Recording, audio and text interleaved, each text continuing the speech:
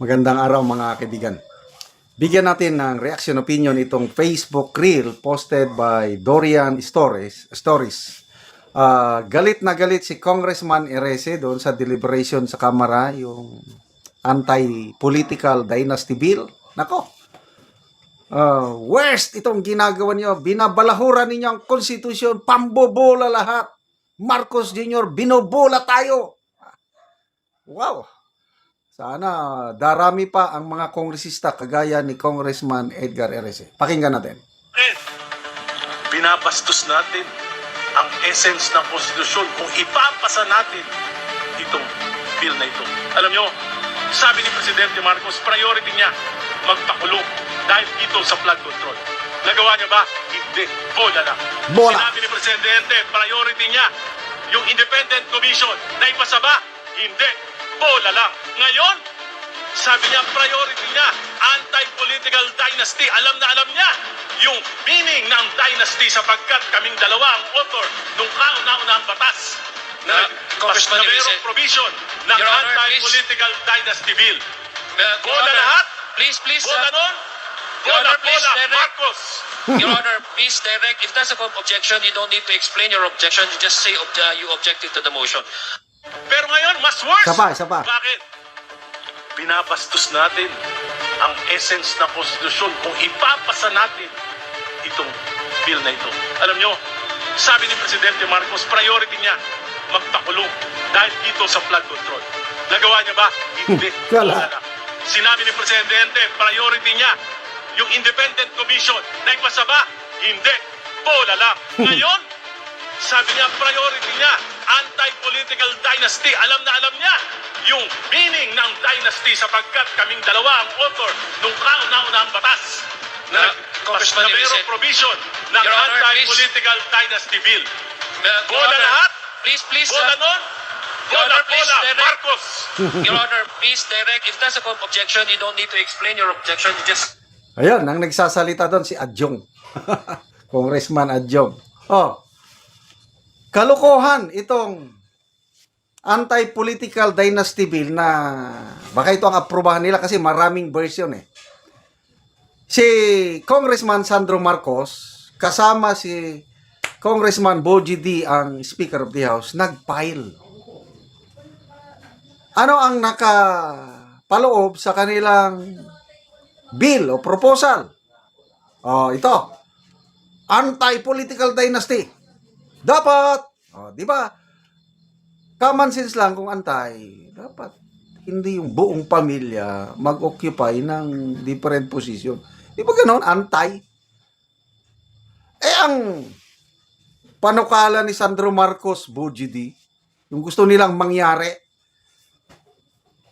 at any time, pwedeng 5 member ng pamilya, example, Marcos, pwedeng mag-occupy ng elective position.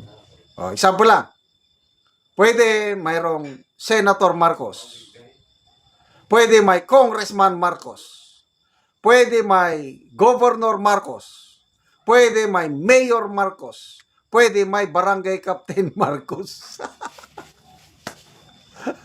Ano ba yan? Niloloko nyo ang mga Pilipino sa inyong anti-political dynasty bill. Kaya, salamat at nandyan si Congressman Erese. Binobola tayo dito. Binabastos nyo ang konstitusyon sa bill na ito kung ipapasa natin. Kasi yun ang gusto nilang ipasa. Para ma-legalize ang kanilang gusto. Grabe. Bola nga talaga. Agree ako. Bago mag-Christmas, makukulong na sila. Di ba yun ang pinagmalaki ng Pangulo? Nasaan ang napakulong nila? Hanggang Sara Diskaya lang sila at hanggang kay ex-Senator Revilla, yun lang ang nakaya nila. Di ba bola?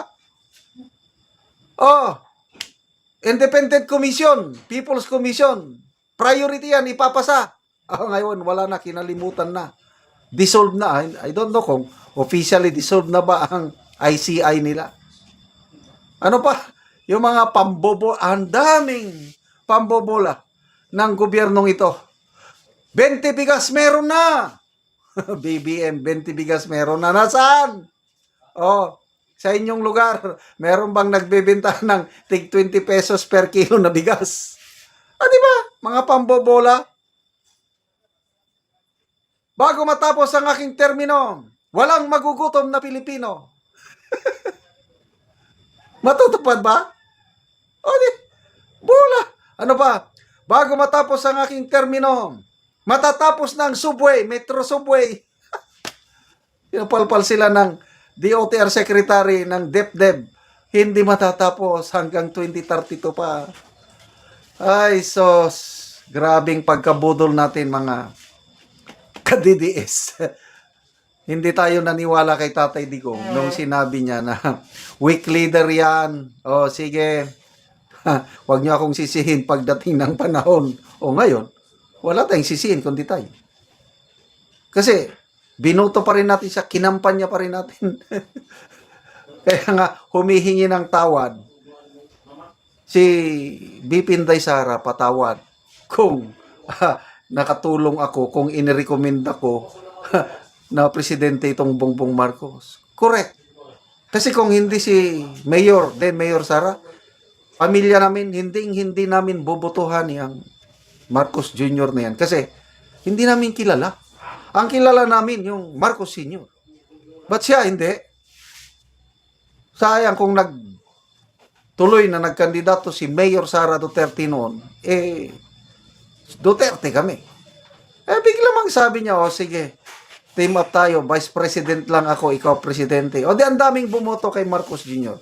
Kaya, yan, humingi ng kapatawaran si BP Inday Sara. So, magtiis na lang muna tayo, mga ka-DDS. And again, pasalamat tayo kay Congressman Edgar Erice sa kanyang paninindigan. Binobola tayo ng Marcos Jr. administration.